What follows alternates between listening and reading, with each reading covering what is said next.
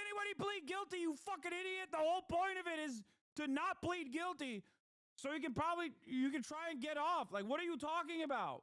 I think it's time to blow this song. Get everybody in the stuff together. Okay, 3, 2, 1, let's jam.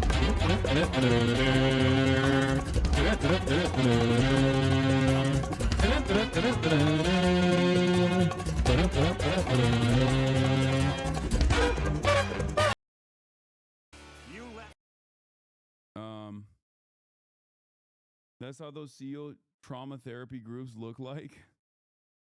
All right, let's hear about jury nullification and whether Luigi I feel Mangione. sympathetic or not. Very disturbing breaking news out of New York City for you right now. CEO of United Healthcare, Brian Thompson. Police in Pennsylvania today arrested a person of interest in the killing, 26-year-old Luigi Mangione. How hard do you think it's going to be to get a jury for his trial? I think, all right, so I guess you want to talk. So this brings to jury nullification. Let's say Luigi Mangione, he has a criminal case, assuming he did it and that is him in the video. If he pleads not guilty and the jury... He's so funny. This is lawyer speak. I mean, saying all the right shit. How the hell do you babysit all 33,000 of us? First of all, it's 533. And secondly, I'm the best paid babysitter in the nation. Jury all believes that he did it. Also, a lot of people behave like babies, but many of you are adults. Some of you are even older than me, as a matter of fact. 2, do they decide, hey, we're still not going to convict him because we're okay with his actions? If that happens, that is totally okay. It is not something that a court will overturn and say, look, he did it. What do you mean, jury? Jury nullification is part of our American civil and criminal justice system. Jury nullification essentially means that the jury decides the law was violated, but they don't care. It is not the taboo thing that you might think it is. Jury nullification, boo.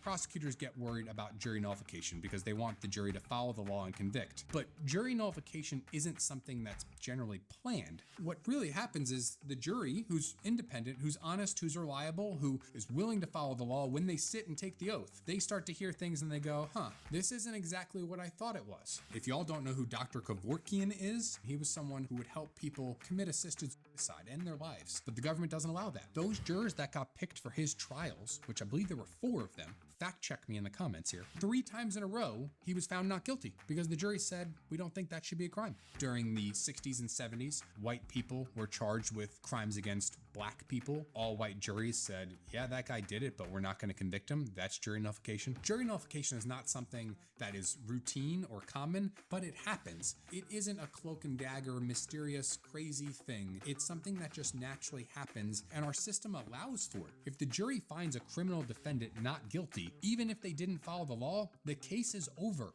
In a criminal case, there has to be a unanimous verdict to convict someone. Now, what happens if the jury can't be unanimous? They can't all agree to convict, or they all can't agree that the person is not guilty. My brother in Allah, that tree's about to fall over. No, it's not. Notice I didn't say innocent. I said not guilty. That is a hung jury. If there's a hung jury, the person can be tried again. If there's a hung jury the second time, they can be prosecuted again and again and again. Whether the state would use those resources to do that, that's another decision. If the state believes that they cannot find 12 jurors to all be unanimous, then they should give up. But keep in mind, district attorneys who control the prosecutors in the office and the budget strings need to do that wisely. And if they don't, they will be voted out. If a district attorney keeps authorizing his office or her office to bring charges and try a case over and over and over, at some point the public outcry is going to be, what are you doing? When I think of who's the perfect juror for the Luigi Mangione case, I'm looking for someone who knows nothing about health insurance, so maybe younger juror, someone who doesn't have any history of their family being sick or injured and having to use health insurance. People's experiences are going to be different in a way that they can relate to different people.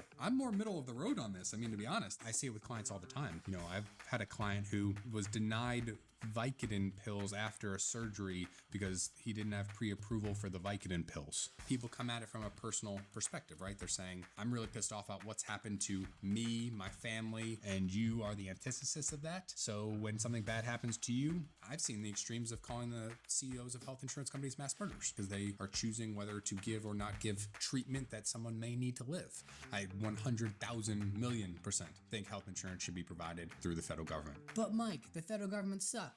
I think the government should provide and regulate things that you need to survive. You need water. You need energy. I think that health is crazy that this guy, like, this is propaganda of the deed in action.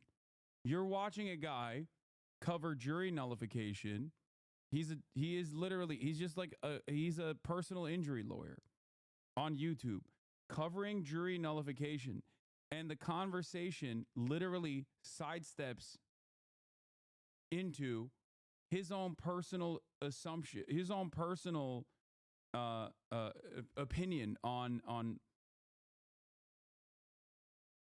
his own personal opinion on how medicine and healthcare should be fucking up to the government. Like, that's crazy.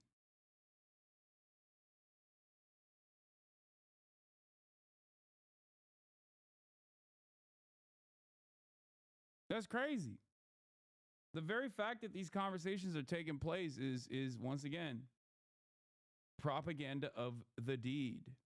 Insurance, health care is a right you have as a person. The real question here, and if I'm the prosecutor, here's the question that I say in my opening statement. Assuming that he did it, right? Assuming that the proof is there, I think the question is, are we as a society going to allow people to deliver what they think is justice, to be judge, jury, and executioner? That is the question that really needs to be answered here. Depending on what facts come out, could I be sympathetic to Luigi Mangione? Maybe.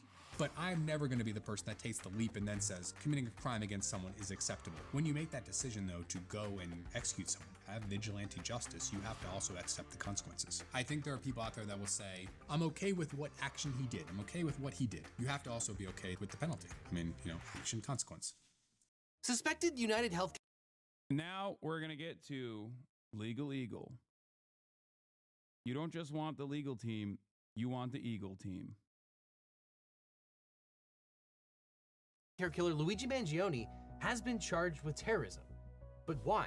And also, why are federal prosecutors also indicting and prosecuting Mangione? Well, a New York State grand jury indicted Mangione on multiple charges related to the December 4th, 2024 shooting death of United Healthcare CEO Brian Thompson.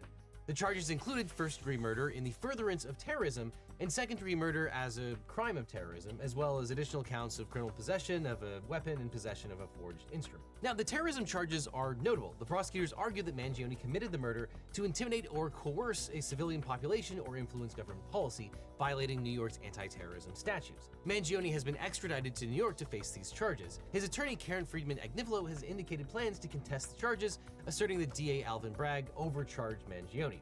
At the time of his arrest, authorities found a 3D printed ghost gun, a suppressor, and a handwritten manifesto expressing animosity towards the U.S. healthcare system. Now, as usual for my substantive questions about New York criminal law, I've reached out to former AUSA and current New York criminal defense lawyer Mitch Epner about the indictments and why the feds are involved. So Mitchell, what we have here looks like a pretty straightforward murder case, so why would Alvin Bragg decide to add the terrorism charge? Well, let me start, Devin, by agreeing with you. This is a very strange choice by the prosecution. They may have managed to indict Mr. Mangione for the one crime that he has a good defense to. The reason for bringing a murder one charge, which is a very particular thing under New York law, as opposed to a murder two charge, is I think they want the headlines of saying that they charged him with murder one as opposed to murder two. And we can talk in a moment about what the substantive differences are between them. But the most basic difference in terms of if they get a conviction is if he is convicted of murder one under these circumstances, the required punishment will be life without the possibility of parole. Whereas if he's only convicted of murder two without the special circumstances of terrorism, there would be the possibility that 20 years down the road, he would be eligible for parole. Having said that, I cannot imagine a circumstance under which Mr. Mangione would be considered a good candidate for parole at any point in his life. Is there any substantive difference between murder two and murder one with the terrorism charge? Yeah, that's the big thing. There is a difference in penalty because if convicted of murder one on the basis of terrorism, then the penalty is required to be life without possibility of parole. Okay, and if Mangione is convicted of murder two and was up for parole, do you think he would be continually denied? I think it's the latter. I think that if if he is convicted on murder 2, there would, and he lives long enough to see his parole date, there would be a pro forma parole hearing 20 years from now, 30 years from now, and it would be like the early scenes in Shawshank Redemption where they just rubber stamped denied each time. What makes someone a good or bad candidate for parole? A bad candidate for parole is somebody who committed a crime of violence, check, who did it with malice aforethought, check, and who seemed to show no remorse, check. No matter what he does in the future, I cannot imagine a situation where a parole board would say this man, Luigi Mangione, appears to have understood that what he did was wrong, since he seems so clearly at this moment to believe that what he did was right. So what does the prosecution need to prove for murder 1 with the terrorism aggravated factor on top of what they would normally need to show for murder in the second degree? So murder in the second degree is very simple. You intended to kill somebody.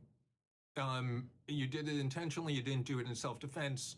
That is as open and shut a case as I can imagine, because they have Mr. Mangione doing it on videotape, approaching somebody from behind, shooting him 3 times, starting in his leg, and then shooting him twice in the back.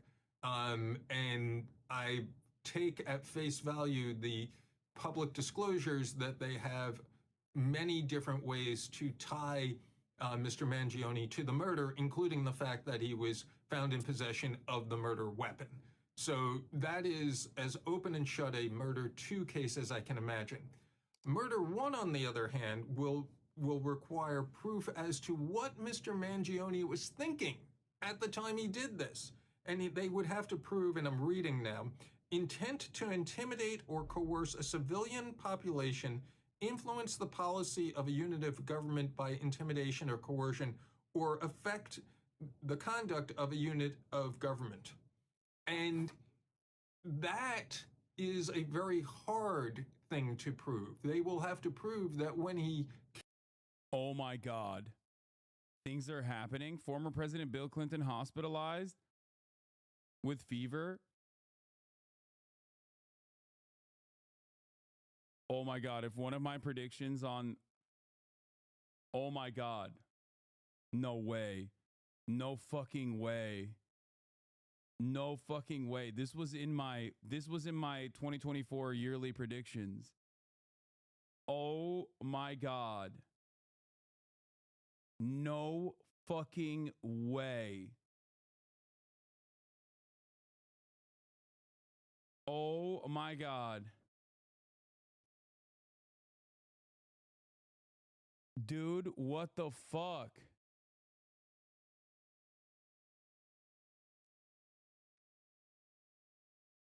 Where were the predictions? Mitch McConnell dies, Jimmy Carter dies, Bill Clinton dies. Those are the 3 deaths I predicted. I also said the other day when we looked back on my predictions, I was like, the year ain't over yet. But MSNBC says it's not urgent.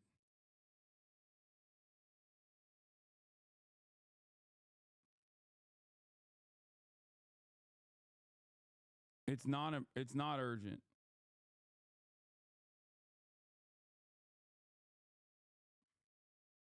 Killed Mr. Thompson.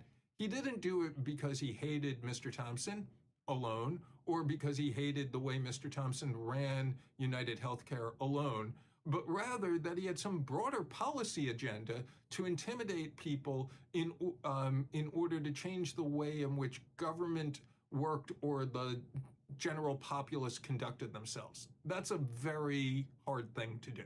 One of the basic things that I was taught as a trial practitioner is keep it simple, stupid. The KISS principle. If you can win your case by proving 4 things, don't try to increase the degree of difficulty by proving 12 things. The increase in what they have to prove here is enormous, and I think it violates the KISS principle very fundamentally. It's reported that Mangione's manifesto reads, quote, Frankly, these parasites simply had it coming. A reminder, the US has the #1 most expensive healthcare system in the world, yet we rank roughly 42 in life expectancy. United is the indecipherable largest company in the US by market cap, behind only Apple, Google, Walmart. It has grown and grown, but has our life expectancy. No, the reality is this indecipherable have simply gotten too powerful, We and don't that know they if he continue wrote to that. abuse our country for immense profit because We don't know if he wrote that. We don't know if he wrote that. I'm just saying. We don't know if he wrote that. You know what I mean? Do we? Do we know if he wrote that for sure? Very irresponsible for the Eagle team to not slap that with an allegedly. You know what I American mean? public has allowed them to get away with it. Obviously, the problem is more complex, but I do not have the space, and frankly, I do not pretend to be the most qualified person to lay out the full argument, but many have illuminated corruption and greed decades ago, and the problems simply remain. It is not an issue of awareness at this point, but clearly power games at play. Evidently, I am the first to face it with such brutal honesty. So is it possible that a jury could look at these writings and conclude beyond reasonable doubt that by executing the CEO of United Healthcare, he did intend to bring about some kind of change in the U.S. healthcare for the purposes of the terrorism aggravated factor? They'd have to prove much more than that. They would have to prove not just that he intended to bring about change, but that he intended to do it by intimidating the people in the government. It's not enough to raise the issue and say, hey, here are the things that I think are bad about United Healthcare, why I'm deciding to kill this person. But they essentially have to put the people in government in fear that if they don't act to make the changes that he's advocating, that they will get killed also. That's what a terrorism enhancement looks like. Now, obviously, if you're charged with terrorism, you'll want a good lawyer. But if you want a great lawyer, let my law firm, the Eagle team, That's help. crazy. If you've gotten in a car crash, suffered a data That's a breach, especially if crazy you got a data plug. breach letter saying your information might have been leaked, or are dealing with a workers' comp or Crazy social security plug. issue, we can represent you or help find you the right attorney. Because it's so important to talk to a lawyer right away so you can maximize your recovery. And by the way, we don't get paid unless you do, so there's nothing up front. So just click on the link in the description or call the phone number on screen for a free consultation with my team. Because you don't just need a legal team, you need the Eagle team. It seems to me that one reason of including murder in the first degree with a terrorism aggravated factor is that the prosecution's very confident that they will get a conviction on murder too, which is a lesser included offense. What do you think about that? That's possible. Everything you just said about terrorism enhancement fits the Paul Pelosi hammer guy, but not Luigi.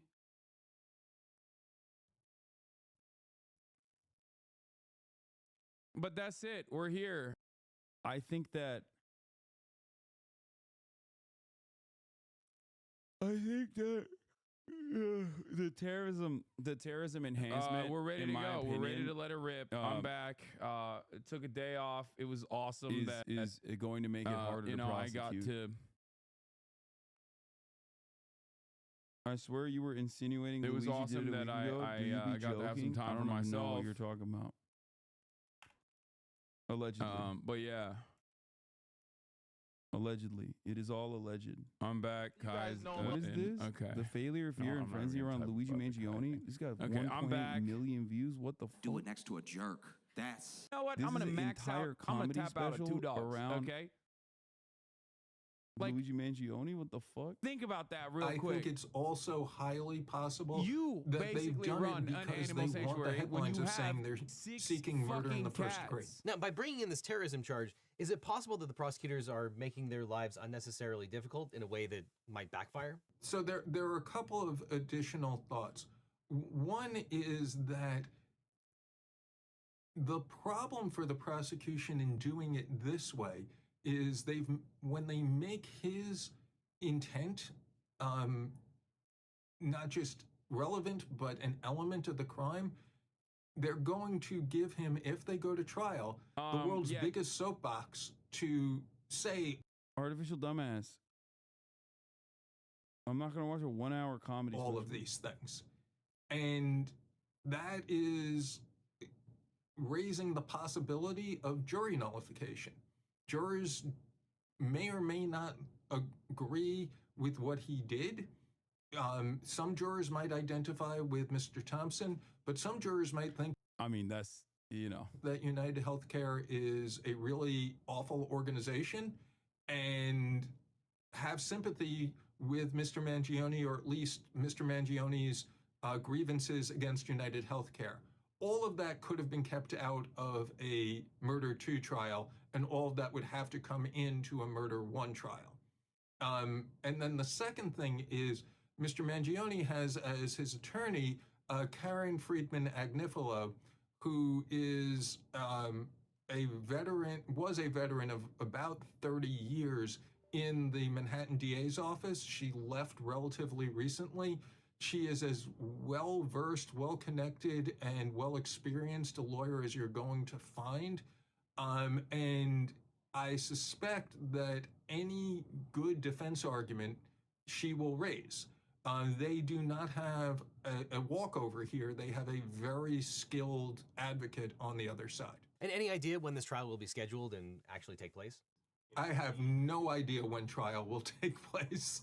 He wears I am certain matching that outfit. the defense, given the fact With that his lawyer in New York, that Mr. Mangione will be held without bail, almost certainly at Luigi Rikers, Mangione. which is about as bad a place as you can find on the planet, will want to have trial as quickly as possible. Thanks, Mitch, but hold tight because I have a few questions about the federal prosecution as well. oddly Now, the wears Department of Justice has matching also outfit indicted Mangione with his murder. lawyer in New York City. Guys, Call here- him out. hearing. Call his criminal Criminal ass sad fans and says that delight. it's heartbreaking seeing her like this. She's zooted out of her mind right now. Sick. He's a fan. Put her on the couch. And there are consequences to this. He has a right to But I want to keep in close contact. I I just want want to to make put sure on that the I statements that She got the cone of shame, and she has apparently a Yeah, I guess massive we're a incision. I bunch haven't of even seen it yet. sick fans. We're crazy. Oh, Maybe I can put her here next to me. You guys won't be able to see her, but it's so good. It's so good. It's so good. It's so good.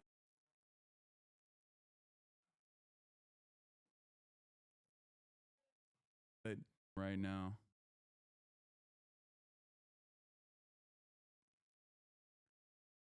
All right, let's continue. Through the use of a firearm, 2 stalking charges, and a firearms offense. The federal prosecutors claimed jurisdiction because Mangione traveled in interstate commerce when he took a bus from Atlanta to New York before the shooting. And the indictment alleges that he used interstate facilities by using a cell phone and the internet to plan and carry out the stalking, shooting, and killing of Brian Thompson in the vicinity of West 54th Street and 6th Avenue in Manhattan. And as part of that showing, they charged Mangione with 2 counts of stalking. Basically, the federal prosecutors seem to be establishing that they have jurisdiction for the prosecution. Now, some of the highlights of the affidavit by FBI agent David Cobb include a photograph of the gun that agents found with Mangione, a handwritten diary with entries such as, quote, "I'm glad in a way that I've procrastinated because it allowed me to learn more about acronym for company number 1. The notebook entry also stated that the target is insurance because it checks every box. And quote, the investor conference is a true windfall, and most importantly, the message becomes self-evident.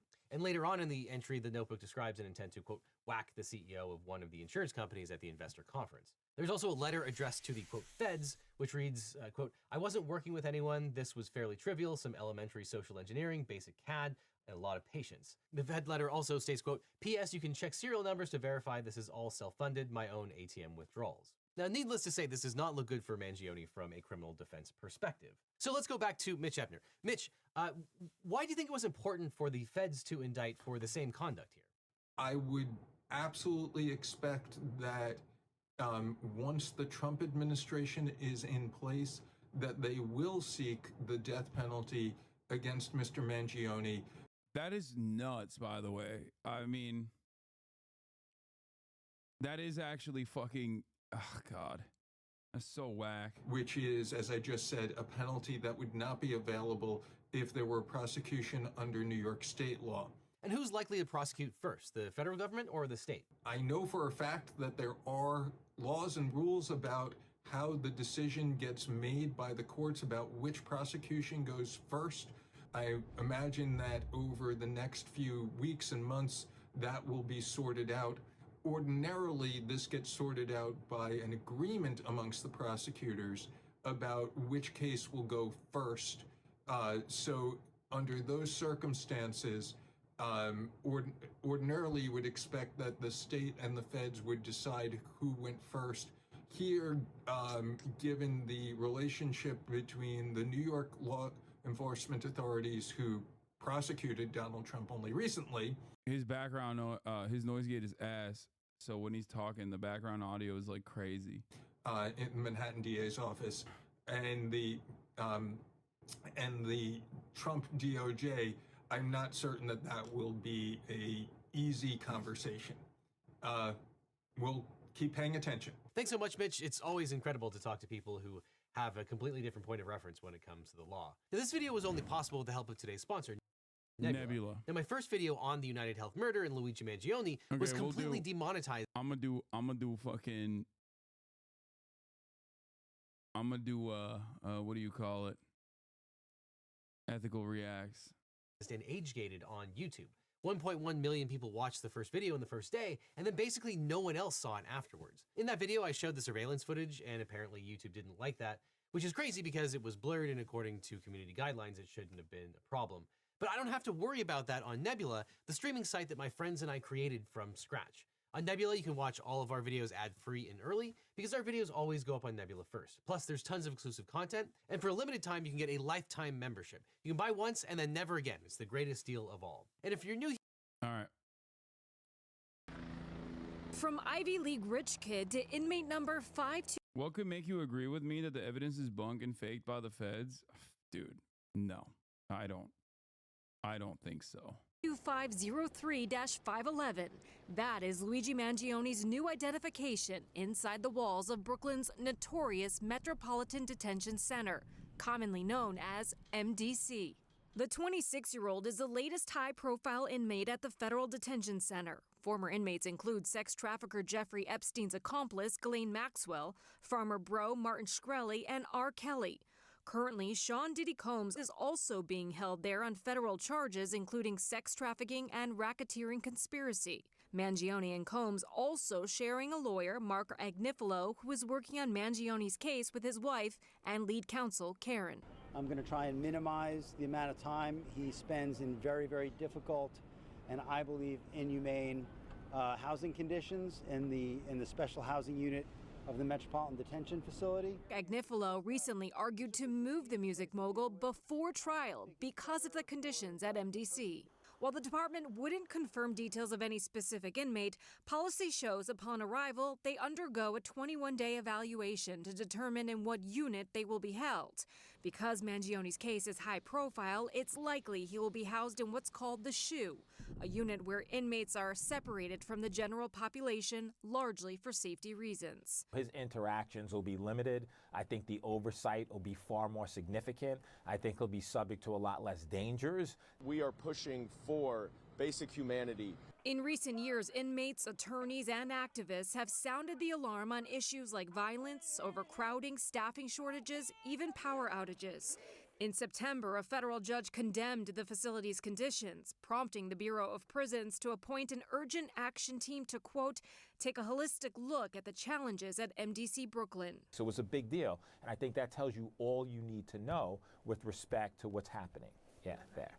As for Mangione, a Bureau of Prisons handbook outlines daily life behind bars, including a 6 a.m. wake-up call for breakfast, sweeping and mopping his cell, a new change of clothes 3 days a week, and a chance to shop in the commissary once every 2 weeks, where he can buy candy bars, crossword books, and deodorant. In Pennsylvania, more than 150 donations were made to Mangione's commissary account.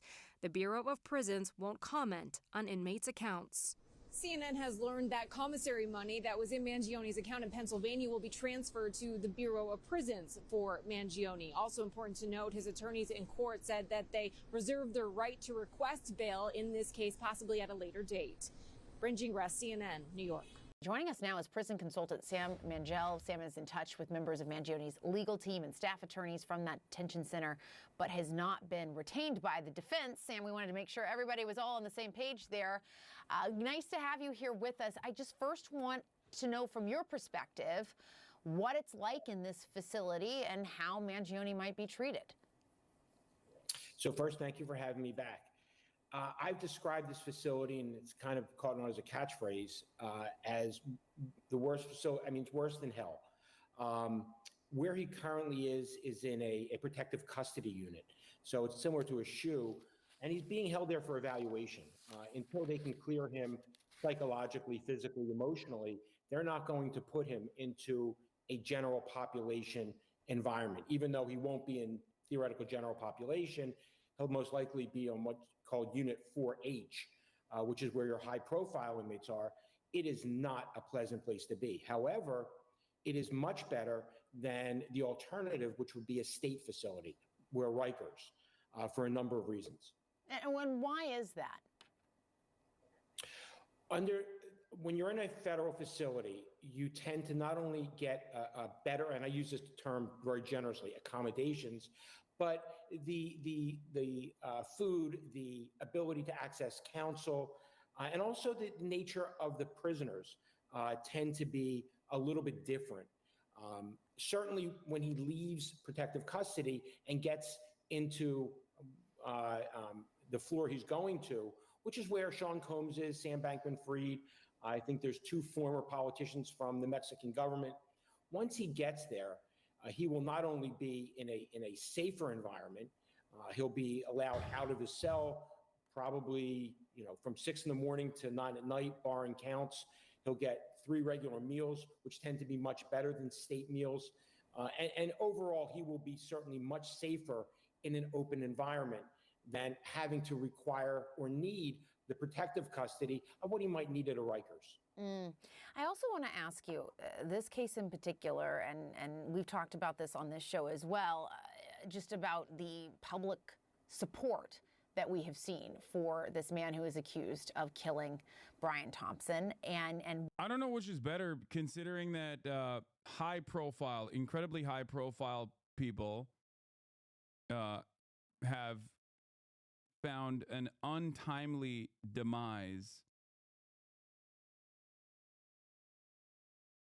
at this specific facility. I'm, of course, talking about Jeffrey Epstein.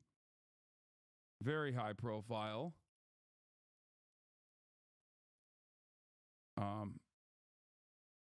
Sexual trafficker of children for the elite. Died under very suspicious circumstances, and I still to this day think that he was killed. So, considering how angry those in positions of power are with Luigi Mangione, I don't think that he should fear. I do not believe that he should fear any repercussions from prisoners, but rather, I don't know, someone who might have an interest in doing something.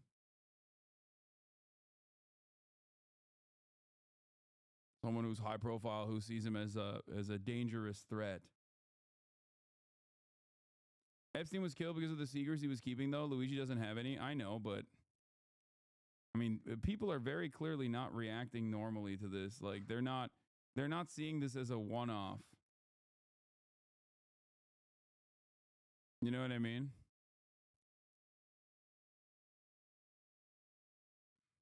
What that looks like on the internet, and just how high profile, that not only high profile, but just how he has gotten so much public support from people.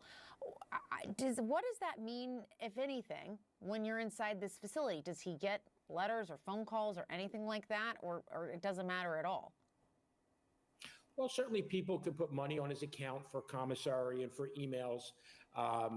He'll get letters. He might get fan letters. Mando Ewok. Other than that, thank you for the 10 gifted subs. Valorant, thank you for the 2 gifted subs.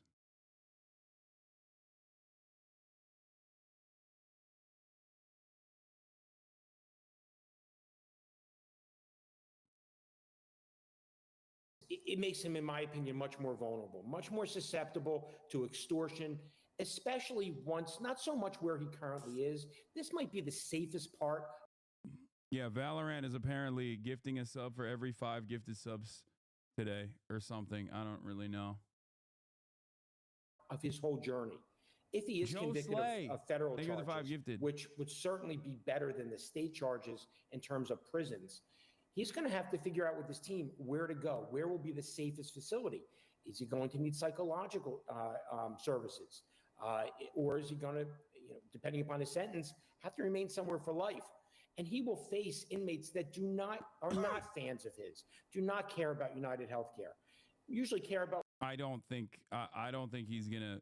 A controversial opinion, but like, I don't think that there are a lot of inmates in there that are going to be frustrated with him. If anything, they will most likely treat him like a hero. Ito Arcana, Robin Banks, and Bungalow Bill, thank you for the 10. Joe Slade, thank you for the 5. Damn! Look at the way he said that! One thing, what can you give me? I think the reason why they say this kind of stuff, though, is because they literally assume, like, people operate on this basis, on this false notion that, like, prisoners are basically fucking, like, insane, rabid, violent animals. Like, there are certain rules in prison, right? For example, if you're a child molester, you get killed.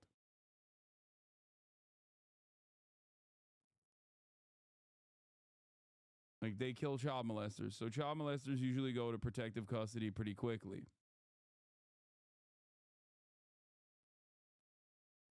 But Luigi Mangione, I don't think is going to be treated, or, you know, cops also have issues in prison as well.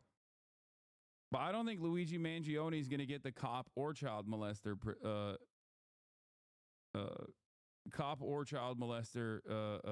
approach. Jeffrey Epstein was in the Manhattan one, not the Brooklyn one. Rikers is worse when it comes to MCC, then Brooklyn, then MDC.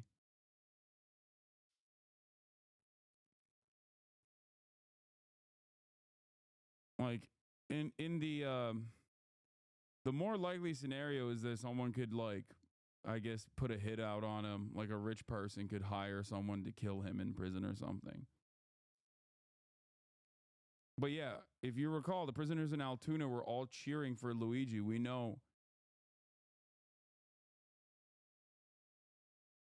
how the prisoners broadly feel about him. I mean, the very fact that they're locked in prison implies that they're probably not coming from a wealthy background, a particularly wealthy background to begin with. And if there's one thing we know about poor people, they also have immediate family members that suffer.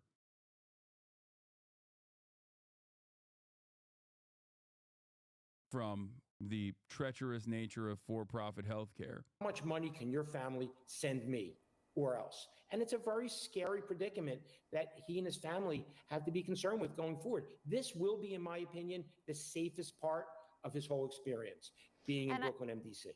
Yeah, and I know, again, as I said at the top of this interview, you are advising his legal team. You've not been retained by them. Is that something you all have talked through, just his particular situation in the fact that the public does know that he comes from a well-to-do family, things like that? So I've spoken with his legal team. I've spoken with them on a number of occasions. I've also spoken with the legal staff at Brooklyn MDC as recently as yesterday to try to help arrange the legal visits for him, for his counsel. So I wanted to clarify that. I'm sure that they were blindsided the other day when they learned it was federal. So they're going to have to pivot and do whatever is necessary to deal with that charge. I'm sure that they were probably preparing for the state charges and a potential state incarceration. Federal is completely different, and it's something that I'm sure that they will be addressing as time goes forward. All right, Sam Mangel, thank you so much for your insight on this. We appreciate it. Thank you, Jessica. Happy holidays. Happy holidays to you. The suspect in the execution-style killing of United Healthcare CEO Brian Thompson, there he is, will be arraigned in New York City tomorrow. 26-year-old Luigi Mangione is facing first-degree murder and terrorism charges, state and federal charges, but the far left still supports him. Saturday Night Live made jokes about Mangione last night. Just listen to how the crowd reacted. Luigi Mangione dropped Yeah, definitely woo. You're wooing for justice, right? Luigi Mangione dropped his extradition fight and was flown from Pennsylvania to New York to face multiple charges. In related news, Bumble exploded. Luigi Mangione has been placed in the same federal prison as Sean Combs. Said Combs, Christmas came early. All righty, in a shocking new poll, none of this is worth laughing at. 41% of 18 to 29-year-olds find the killing of Thompson to be acceptable. You know, Molly, as we've been discussing, and I have a column at amac.us discussing this, the bizarre turn here with people supporting Luigi or loving him. It reminded me at first of the Boston bomber being on the cover of Rolling Stone. Yeah. What's your sense of when there might have been a turning point? Yeah, and that perhaps was the turning point, was when Joe Carcernaya was on the cover of Rolling Stone, which is only a few months after the Boston Marathon bombing, which had been in April, and the Rolling Stone cover was the very beginning of August. And I think the difference is there was a lot of outrage in Boston over this very glowy front page. It was pulled from stores. The mayor in Boston said that this reaffirms a terrible message that destruction gains fame for killers and their causes. So I don't feel like it had the same, I don't know if that's happening here in New York and with young people broadly across the country, because this feels like a very national story because of the big manhunt. And this Perp Walk didn't help it. It seemed like a movie glorification almost in a way. Yeah, like everyone's kind of trapped in it. Jason, we have to ask, what has changed, if something has, with this kind of moral relativism, this death of right and wrong, or the glorification of violence and murder? He's accused of first-degree murder. I mean, if true, I mean, we saw the video, and it's so dehumanizing to say, oh, this is acceptable in any way, shape, or form. This person was murdered. He had a wife, he had kids, he had a family. Nobody deserves to be shot and killed. Based on your looks, it's okay? I mean, it's absurd. Yeah, they're trying to reduce it down to his looks. Like, oh, it's just his looks. It's just, that's what it is, you know? Oh, this guy had a family. Yeah, who doesn't have a family? You know what I mean? Brian Thompson had a family. How dare they do this? Is like not gonna get a lot of motion, I think. Don't you agree that the feds have an incentive to find a guy to pin the crime on, and given lots of evidence around Luigi doesn't make sense? He really is a patsy. This guy only cares about how Luigi Mangione is a patsy. No, man, I don't think it fucking smells that weird, okay? I don't think it's a patsy situation. I don't know why people can't just like look at a fucking I don't know why people can't just like look at a thing and be like, okay, maybe all the evidence that we've seen fits. Okay? You don't have to always find some grand narrative, all right? My Zoomer coworkers all think he's a patsy because everyone's brain is broken. They can't just like look at a fucking they can't look at a situation where like it makes sense. It's not enough. There's got to be like some other larger conspiracy at play. You know what I mean? Always.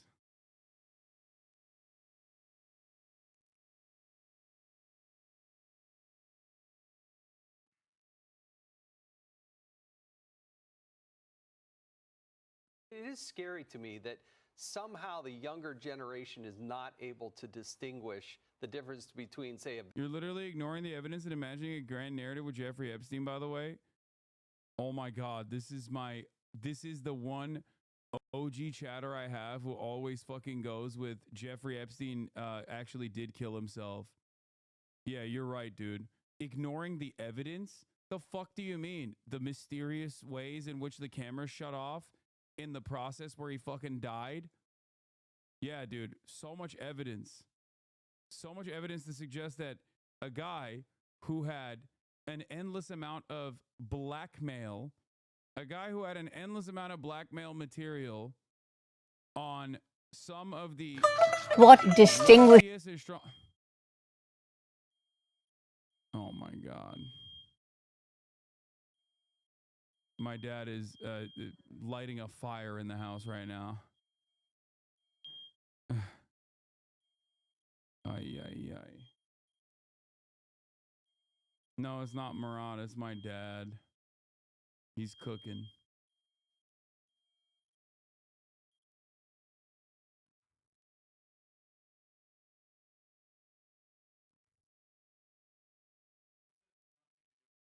No, I know his dad. I know. Okay, don't get her attention. I'm trying to get her to drink water, but she's not. We need to get a cone immediately, dude. Murat. Can you grab a cone? One, he updated his will the day before. Two, who got into the prison to kill him? What do you mean? The fucking guards, most likely. What are you talking about? He had fake suicide previously to get a me like who gets into prison. What? Wait, no, did they video game and the reality and the real life of somebody being killed. Maybe they could go overseas and see somebody who really, in war get killed, and maybe they'd have a different attitude. But this is disgusting. And to make light of it, come on, Saturday Night Live, you're better than that. And David, we've seen over at least 5 years, perhaps 10, but certainly targeting Trump, this dehumanizing of people with whom you disagree.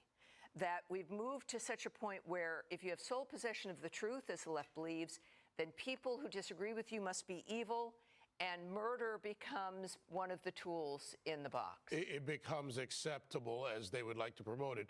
One, I do disagree with the poll because look, if you go around this country, I don't think most young people are there. Sadly, it carries a bigger megaphone. The dehumanization of CEOs must stop.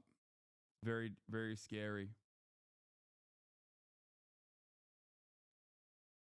Yeah, the chatter. Sorry, I was trying to talk to my brother. That's why it sounded like I had a fucking stroke in the middle of me responding to that chatter. That still believes that Jeffrey Epstein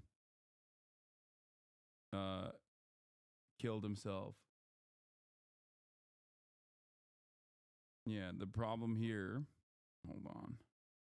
Oh, the plastic collars suck. Hold on.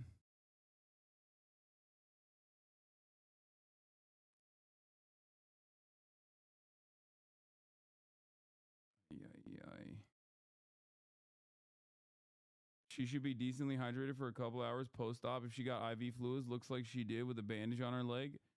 Yeah, I know, but her mouth might be dry, I suspect.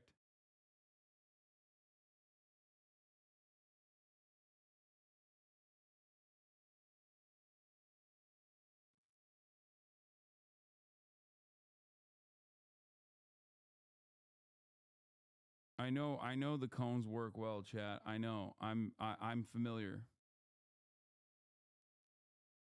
Please remove the bandage. It's only supposed to be on for 20 minutes. Okay, calm down. All right. Calm down.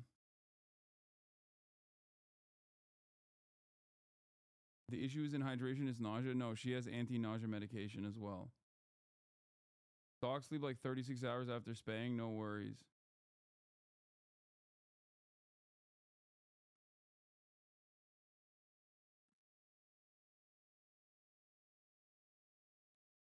Yeah, from the people that brought you, child murder is appropriate when it's Israel doing it to Gaza. Is also the cover, or from the people that brought you, you can murder as many people as you want as long as they're like homeless and black. From the people that brought you, once again, murder is perfectly fine and awesome if it's done against our enemies. And their enemies, by the way, is quite literally, in this instance, the enemies of this guy were people that were staging a climate change protest on a road. Is now he took the life of a dad who did nothing and has zero remorse. This is your hero.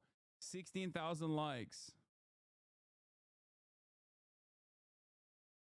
No veins, no bulging, no red face, no yelling. This is not anger. This is fatigue. It's just like these guys do not have, make no mistake, they do not have issue with vigilante justice or murder, as a matter of fact. They just have issue with who the target was. And yes, every single quote unquote populist right winger at the end of the fucking day, every single quote unquote right winger is still always going to go back to the primary directive, which is protect the CEOs, protect corporations. And that's precisely what they're doing here at Fox News as well. They're trying to tug on the American sensibilities of crime and punishment.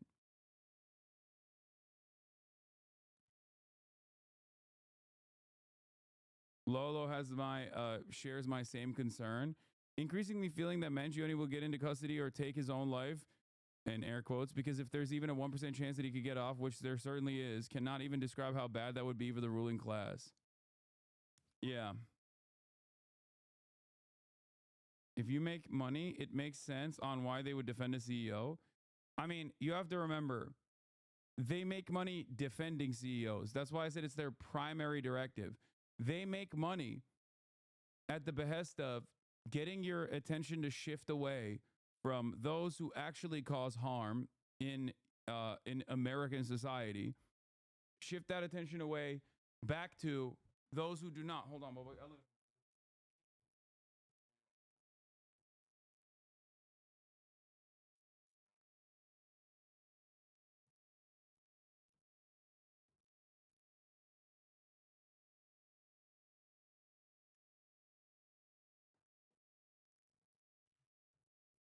Their job is to keep you attentive on the appropriate vectors, okay? Those who have been declared appropriate by the capital owners.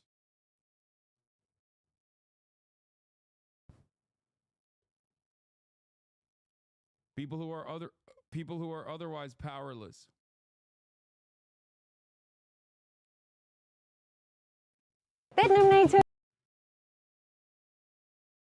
In a moment like this, when people do not, when people forget about, law and order, when they're making corridos about Luigi Mangione, when there's a lot of support for the action or for Luigi Mangione in general because of who the victim is, the job of right wingers becomes glaringly obvious for those who even have a little bit of critical thinking skills.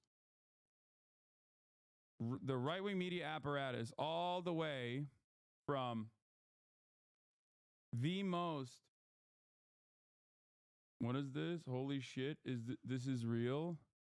This is the most embarrassing thing I've ever seen. Destiny appears in a parody rap battle video where he debates AI Hasan and still loses.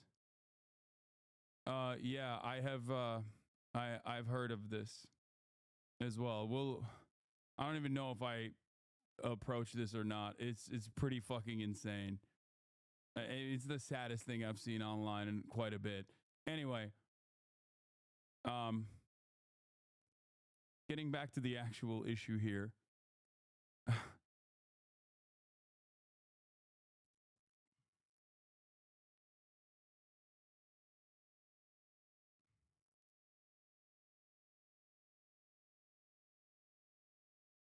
Check the comments. Stop dividing us. It's both Dems and Republicans. Healthcare boundaries. I love how they're trying to make this a political belief thing when it's simply a class issue, not a political one. It's time for working class to come together. The news is against you. It's about class, not left and right. Don't watch. The guy said that he imagines you watching it all day. He's very weird. Wait, really?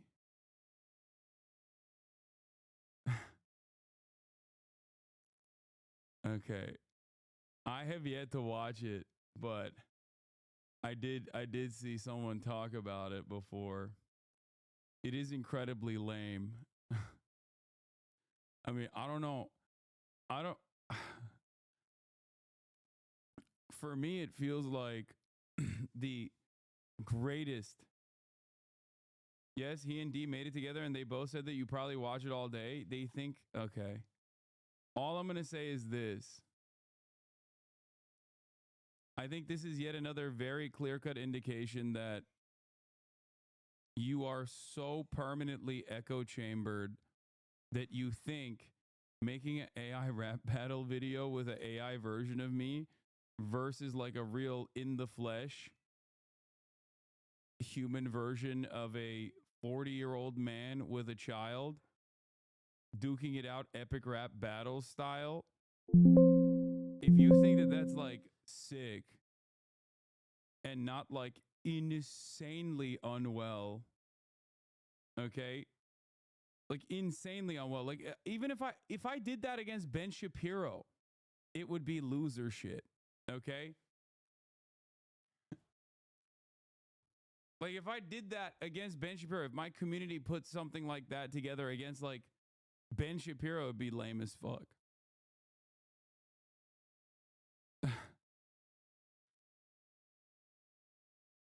It's so obsessive and so weird.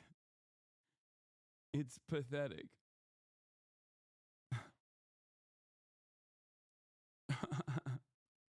Oh man, you owned you owned me in the marketplace of ID. You owned an AI version of me in the marketplace of rap battles.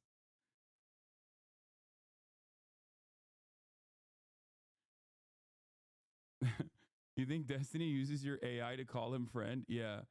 He probably he probably got the AI to be like, "Hey, I love you actually secretly," or some shit.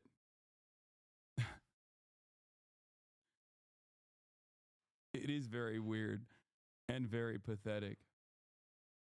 All right, let's get back to this video, though.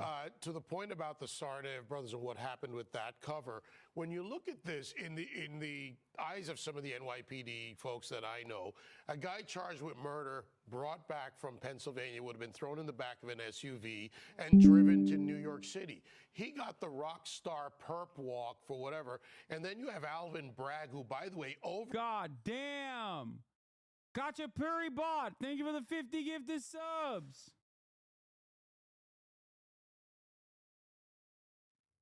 For charges, not a new thing for him. So now a lot of And legal Kappa Pride, thank scholars you for and the 5 experts are gifted. saying what's going on. Throwing bagels at a wall, thank you for the 10 gifted. On here, he's being given outsized appeal in that way, which fuels the fundraising and the look, it's perverted. It is perverted, Tammy, that people would look at murder this way. And to your point, if they've normalized this, we have a problem within a segment of the population. That's another thing that needs to die in our culture. I do think it's the political rhetoric that has taken us to this point that was so extreme, and it can be turned around, I'm convinced. All right, thank you, everybody. Hi, everyone. I'm Brian Kilmeade. I want you to do me a favor. Brian, kill me. Perry's 115. Baja blast my brains out. Thank you for the 10. Zylax. Thank you for the 100 bones. God damn.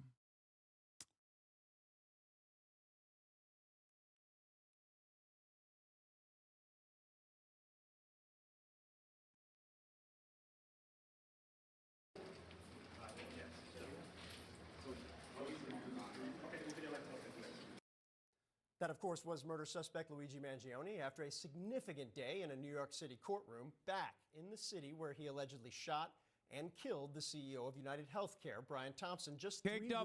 Thank you for the 10 gifted. Mangione Emily pleaded not Giselle, thank you for the guilty to New 5. York State charges, including terrorism, first-degree and second-degree murder. His attorney argued the state and federal prosecutors are playing political ping-pong with him, adding this.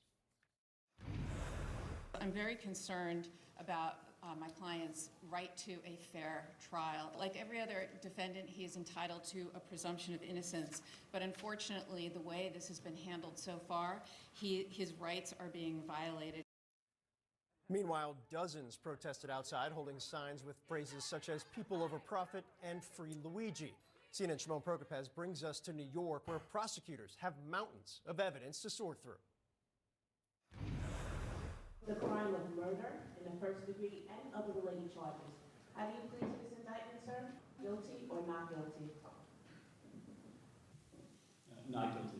Accused killer Luigi Mangione back in court, this time for the charges he faces in New York State, wearing khakis and a maroon sweater, shackled at the wrists and ankles. The camera in court capturing the 26-year-old as he faces 11 state charges that include murder in the first degree and murder in the second degree as a crime of terrorism for the alleged killing of United Healthcare CEO Brian Thompson. He's a young man, and he is being treated like a human ping pong ball. His attorney slamming the way Mangione was paraded before cameras when being brought back to New York City from Pennsylvania. Yep. They are literally treating him like It's fucked up. It's fucked up. he is like some sort of political fodder, like some sort of spectacle. During the arraignment, with rare camera access being allowed to record the proceedings, prosecutors disclosing just how much evidence they have. I have never seen a case with such volume of evidence, aside from the issue of the quality of the evidence. This is not a usual case in terms of the thousands of hours of video tracking and the like. Mangione seen smiling at times while talking with his legal team. Outside court, a small group of protesters gathered to voice their support for Mangione. The hearing ended with Mangione casually folding some papers before police escorted him away. Luigi, do you have anything to say? Mangione also faces federal charges that include murder through the use of a firearm. The state trial is expected to come first. Mangione faces a maximum sentence of life in prison for the state charges, and prosecutors could decide to seek a death penalty in the federal case. And Phil, he'll be back in court on February 21st on the state charges.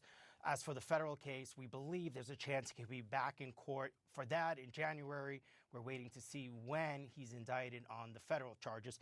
Of course, his lawyer today signaling quite a fight as she says that her client is being treated unfairly and certainly unhappy with how law enforcement has behaved in this case.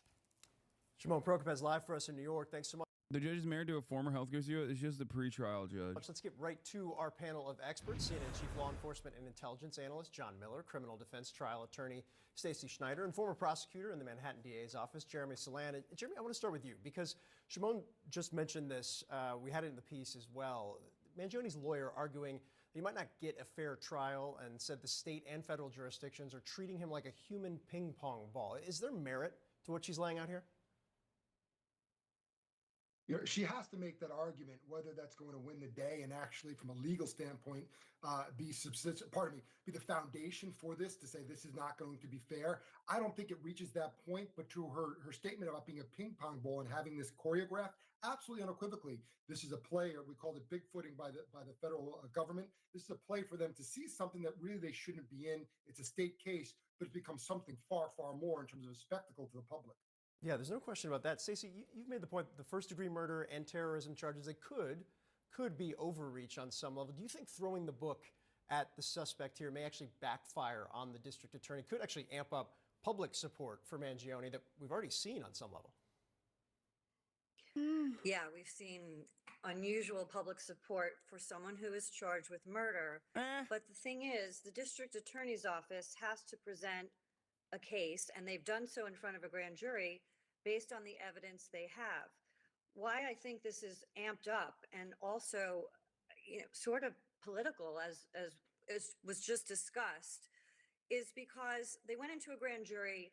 They certainly have enough evidence from what they've signaled to the public about having matching DNA or forensic evidence on the water bottle allegedly found at the scene, on the Kind Bar wrapper found at the scene.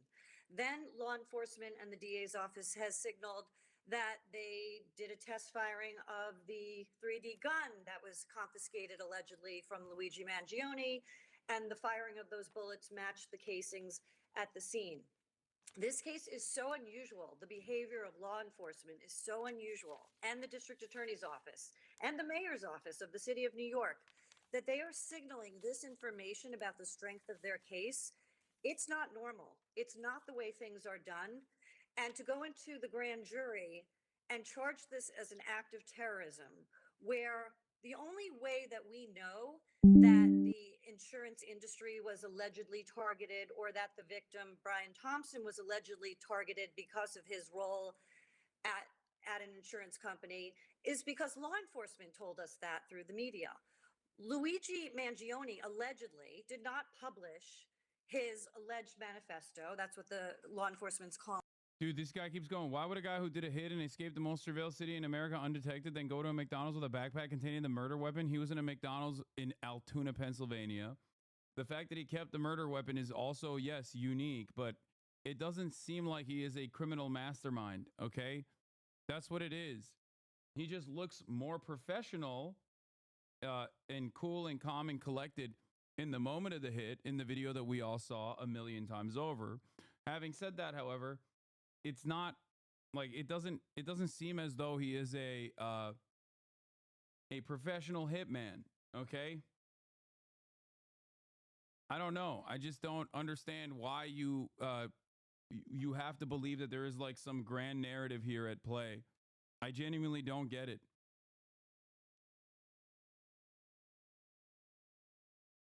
Aside from the fact that things can't be exactly the way you see it.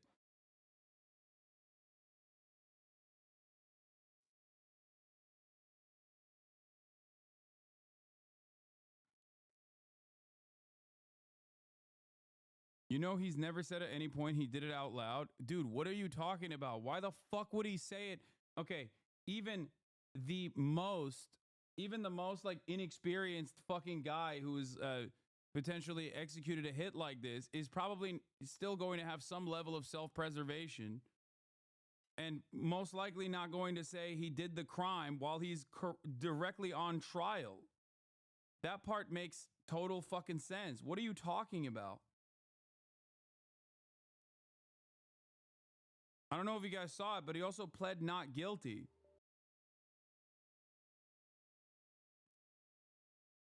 I can't tell if you guys are joking or if you're being for real right now.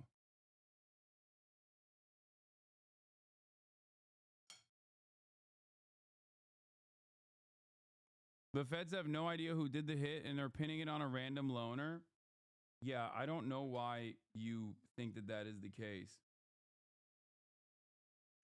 Aside from regular mania. But I'm sure that the outfit that you saw he wore to the court today is going to cause even other people is going to cause those people who believe this guy's a patsy to lose their minds even further. Like, I don't even think there was a parallel construction. A lot of people believe that there was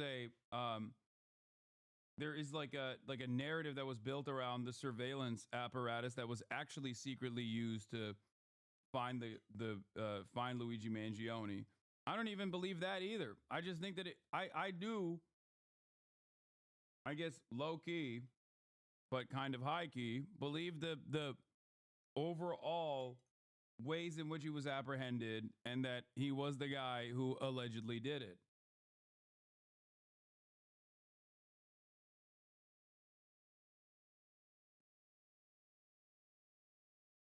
Like, I don't think everything has to be I don't think everything has to be this like grand conspiracy.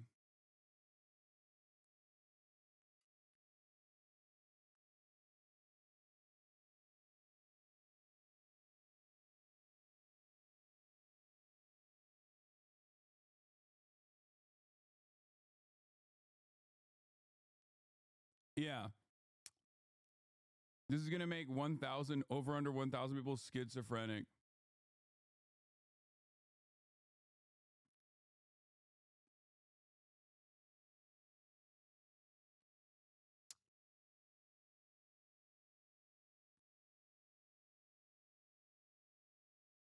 You keep saying it's just the pretrial judge, but pretty sure that in most cases, like unless there's a specific circumstance, the pretrial judge is the actual trial judge too. Oh, okay. Well, we'll see.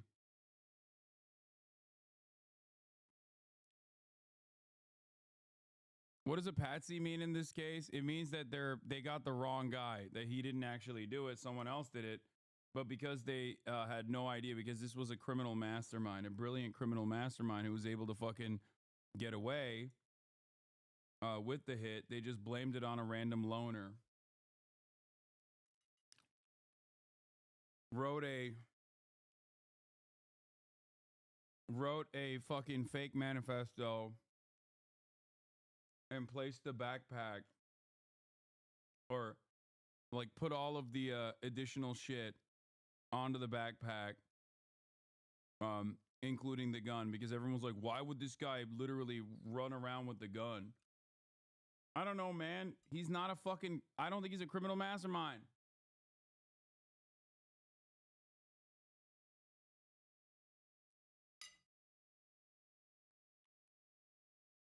Calling it.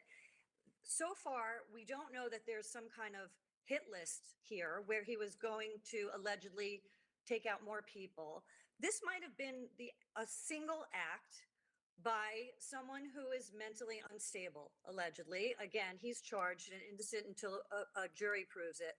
But they didn't need to go into the grand jury and charge this as a terroristic act. They could have charged this as a straight murder too, without a terrorist component. You know, John, to that point, the information that we have from law enforcement, obviously, the kind of public optics of the perp walk, the photo we had from last week, the new video of Mangione being slowly walked into and out of court today, flanked by several officers. What's the strategy? What's your sense of the strategy behind these very public displays and efforts? Well, first, Phil, this is a case of extraordinarily high public interest. We can't kind of avoid that. That is the elephant in the room, which is the press has been looking for these pictures. They want these pictures. They staked out the Pennsylvania locations. They staked out. Bro.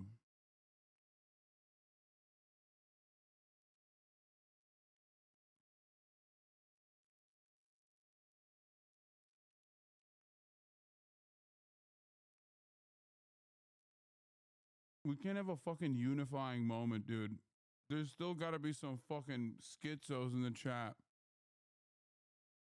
Like, look at this. The NYPD is so incompetent, they couldn't find the guy, and then they picked this dude, and there's some panopticon type tech they used to catch him.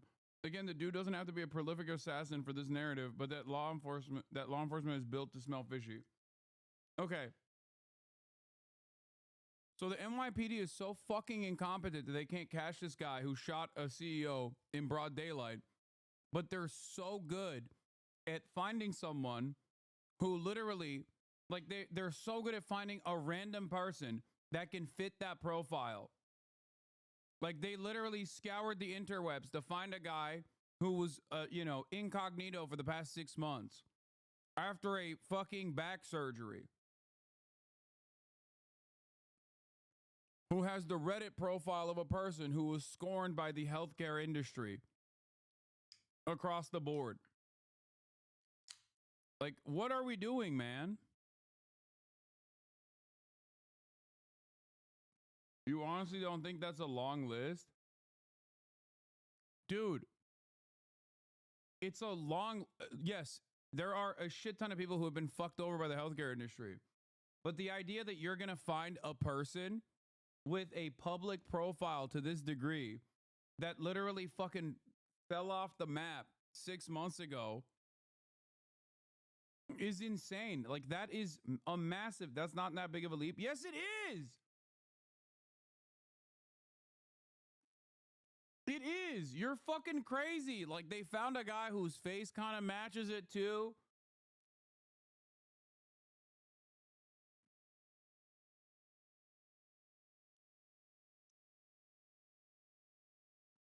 To be honest, I think he did it and turned himself in. Yeah, I mean, I don't think he turned himself in, but I think he did it and thought that he might get caught at a certain point and wrote a shit-ass manifesto.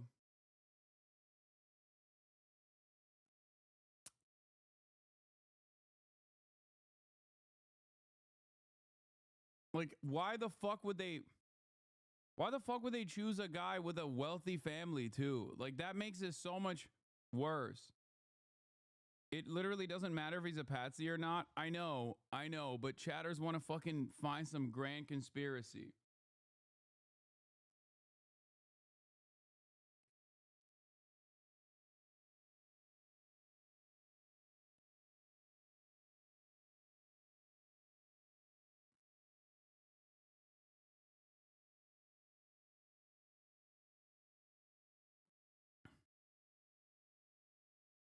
Out the airport where the plane landed. They staked out the heliport. Brian was literally due to testify, and you don't see the killer's face in the video? What? Due to testify for what are you talking about? That's like stock manipulation. Do you know how many fucking CEOs engage in that sort of thing and get prosecuted by one of the regulatory agencies for that sort of thing? You, like, insider trading and stock manipulation is a infinitely common, it's an incredibly common thing, okay? The idea that they're gonna fucking pop a CEO because he's gonna really bust open this fucking case is like the number one, the primary suspect is fucking nuts.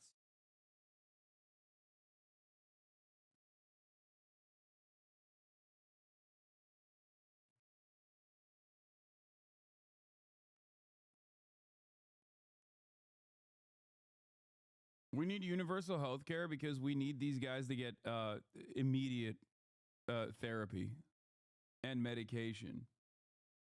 It's like at the end of Casino, why take a chance, brother? You're bringing up too many fucking movie references for me to take you seriously.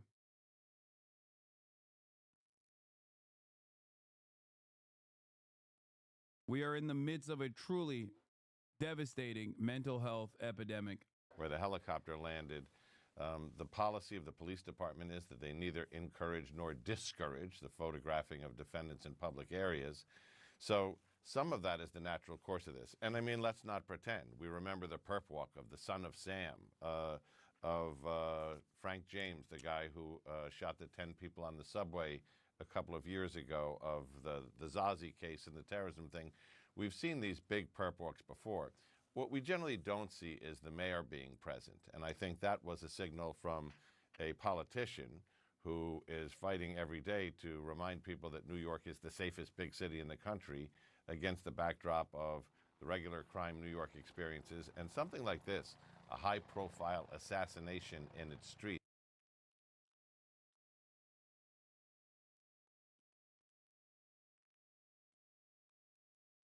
Been here for 5 years, and that's the take I get called out on. Whack. Maybe eat a dick. Don't have to call people mentally unwell because you take issue with the conspiracy in particular. You believe in some silly shit too, bitch. Go ahead, explain to me what silly shit I believe.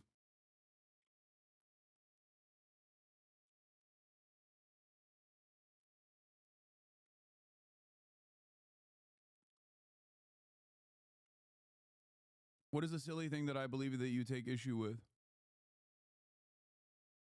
It's not woke of the day. It's just hypersensitive chatters because they're fucking mad. Vibe out a bear? Yeah, that's a fucking joke, dude. Calm down. Jesus Christ.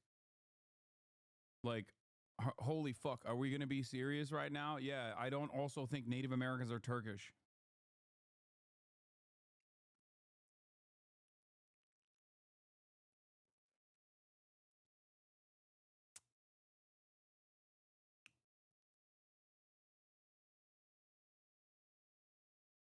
Like, this chatter is being sensitive that you can befriend a bear. Come on, chatter. You don't get to go back to jokes after fucking saying how upset you are as a 30-month subscriber. 30-month subscriber that, like, you know, you're genuinely upset because I'm calling out people who have hallucinated a different fucking reality.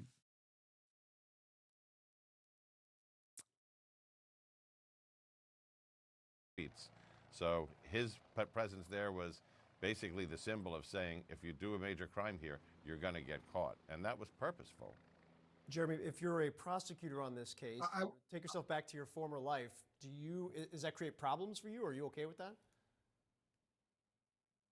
Well, I think it's really rich, and what John is not saying, but also I'm sure recognizing, is that you also have a mayor who's there who's trying to distract from the fact that he's been indicted by the. But calling people schizophrenic, finding another insult is annoying as a sufferer. Okay, well, they're hallucinating. What do you want me to say? Southern District, which now has Mangione's case. All of this is a distraction. Joel Seidman, I've known him, I've served with him for 7 years in his bureau. He's an incredibly bright, he's a prosecutor's prosecutor. He knows that evidence inside and out. And he pointed out something, as we were listening to before, about the quantity of evidence This is not a quantity of evidence issue, and frankly, it's not a quality of evidence issue. It's whether just because you can doesn't mean you should. And what I mean by that is you can go into a grand jury and charge anything you want within reason, and a grand jury will likely indict within reason. But this is not the appropriate case, meaning this first-degree felony, this first-degree murder, just as it's not appropriate for the federal government to be involved. Whether that means there was pressure by the insurance agency, whether they're sending a message. All this may be true, but that does not change the elements of the crime. And I will say the good thing about Joel, and which will be difficult to overcome, is he's not going to pay any attention to what's happening outside the courtroom. From inside baseball perspective, he's going to do his homework and make sure it's presented properly. Karen has a big uphill battle, not for all of the charges, because I really believe ultimately, DNA aside, video aside, he may have committed the acts, but did he commit the crime? Is there an insanity defense? Is that going to be something successful? And I would say one other thing here. You know. So you don't think this is suspicious at all? Brother, it is the #1. It is the biggest own goal of all time if the patsy they found is a telegenic, charismatic-looking fucking white guy who's hot with a six-pack and a story that everyone can understand coming from a fucking wealthy background. If they wanted to find a fall guy, why didn't they just like say it was a, I don't know, like a trans black homeless person? You think there aren't enough people like that have been fucked over by healthcare that they could find? They literally went and found what? The most telegenic guy? What are you saying? They should have gotten a fucking David DePipe style person then. Someone that looks like a fucking cave dwelling troll. Like, dude looks, yeah, Disney level protagonist. Like, dude looks good. Also, securing a patsy in a situation like this is so unimaginably difficult, especially because he was a social person for a very long time. Not only is it a grand conspiracy that's like impossible to put together, okay? The mass photos didn't look like a transgender African-American person. Okay, there are other minorities that are white passing enough that you could just fucking play off. If you're so predisposed with the idea that this person isn't the fucking... They wouldn't have released the photos originally. They wouldn't have released the original photos either. They could have just simply... They could have never released the Starbucks photos. They could have never released the other photos at all. And they could have simply just said... They could have simply just said, like, oh, we found the guy.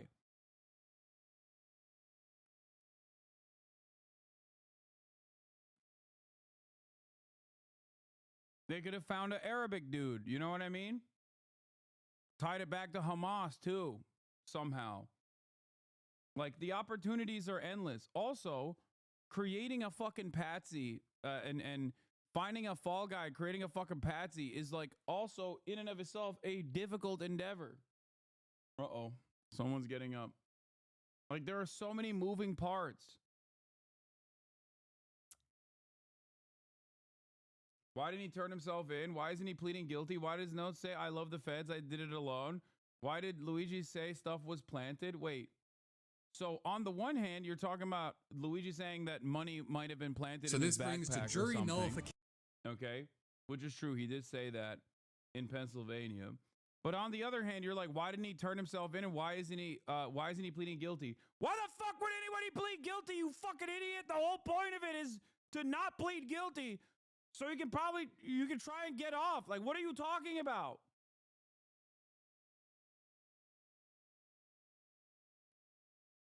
All of this is also a major distraction. I feel like it's a fucking leftist psyop. The feds have activated, and I apologize to my chatters experiencing mental health complications. The feds have activated the schizos to come in and be like, no, don't focus on anything. Don't focus on, don't focus on why people consider Luigi Mangione to be not that bad of a guy. Focus on alternative realities.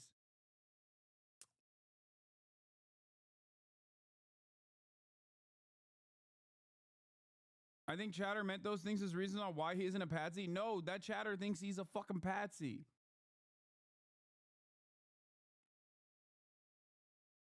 The federal government, the Southern District, is claiming or potentially pursuing this felony complaint to an indictment, to a possible trial. Will they seek the death penalty? Well, their current president, who runs the show here now, at least through the rest of the year, just granted clemency to, I believe, 37 or 40 people on death row. What's going on here? This is really a power grab on the outside for a case that deserves attention, but no more than a domestic violence homicide and murder either. So let's be clear what we're looking at. A high-level character in the company was bragging about, regardless of whether America stays a democracy or not, the insurance companies, specifically theirs, had a plan to continue to extract money from people. They're like a parasite that spreads, a zombie that can't quit They could have eating. found an Arabic dude, you know what I mean? The top brass was making absolute moolah. They would want for nothing. Their great-grandchildren would want for nothing, even if they quit tomorrow. Creating a fucking and patsy, the eye was on finding always a fall guy, creating expanding a fucking patsy the is company. like also There's no in such and of thing itself a as difficult endeavor. having enough. Uh-oh. Even Someone's in a getting up. drastic scenario Like, there where are for so some many reason our moving country parts. just completely Why didn't he turn himself Just in? Why isn't he curious, what's your pleading stance guilty? on Why does universal no say healthcare, I like, love the unrelated feds, to I the did it situation? alone? My stance Why on did universal Luigi say healthcare stuff was planted? before the Wait. situation and after the So situation on the one remains the hand, you're same. talking about Luigi saying that Is a money moral might have been imperative. planted So in this his brings to backpack or jury something. nullification. Immoral and unjust Okay. that we do not Which is have true. He universal did say healthcare that in this country. In Pennsylvania. It's also not But on unrelated the to other the hand, you're like, situation why at didn't he all. turn himself in and why isn't This he is, why isn't he pleading guilty? Why the fuck? a Vice piece on And why isn't he pleading guilty? a person that Why works the for a U.S. healthcare insurance But on the other company. hand, you're like, why didn't he turn himself in and why isn't he They're still why isn't he going to pleading be guilty? going after you. Why the fuck would anybody plead guilty, you fucking idiot? The whole point of it is to not plead guilty. I worked for one so you can of probably America's you can try and largest get off. Like, what are you talking subrogation about? law firms. When your insurance covers a cost for you, they can make somebody else responsible for repaying that amount. This is where insurance subrogation comes in. That's not even my take. A healthcare CEO getting popped and people celebrating is an indication of class resentment that's been earned by the predatory capitalist society. Healthcare is just the easiest topic to get people to agree with you on because everyone has a negative experience with it. Okay, but your fucking skepticism isn't hallucinating. I don't know for a fact how he was caught. I'm simply saying I'm more inclined to believe in conspiracy than the current narrative. I know. Because you're perma-stuck in believing in grand narratives and conspiracies. Squash that part of your fucking brain. This is a very important aspect of what I try to instill upon my audience. Contrary to what my naysayers and my haters might say, it is concerning how ready you are to believe in grand narratives. Okay? Sometimes things do make sense. Okay? In this circumstance, it does make sense.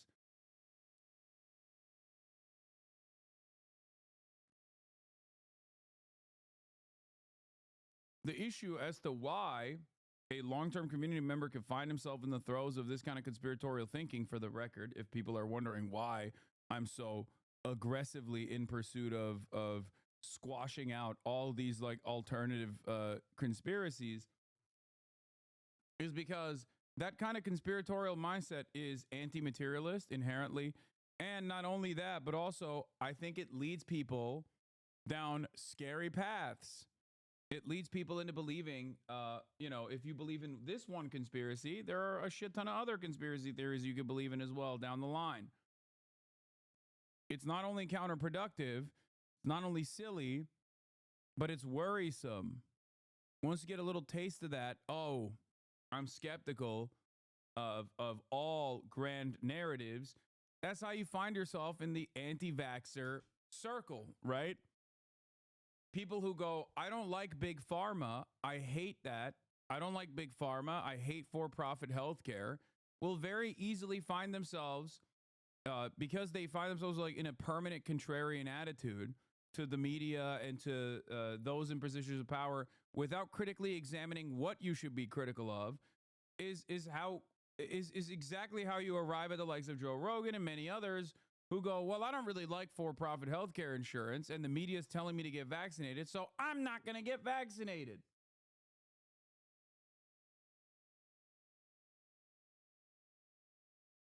Do you understand?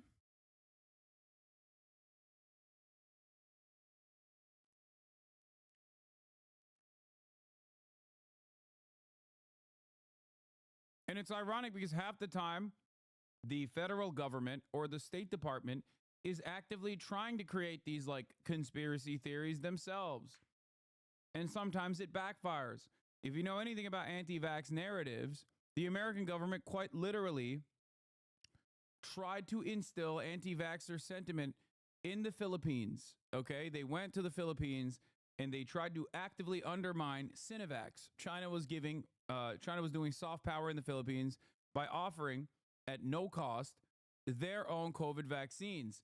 America didn't want that, so they wanted to create skepticism against vaccines and actively spent millions of dollars trying to get the Filipino population to be skeptical of the vaccine.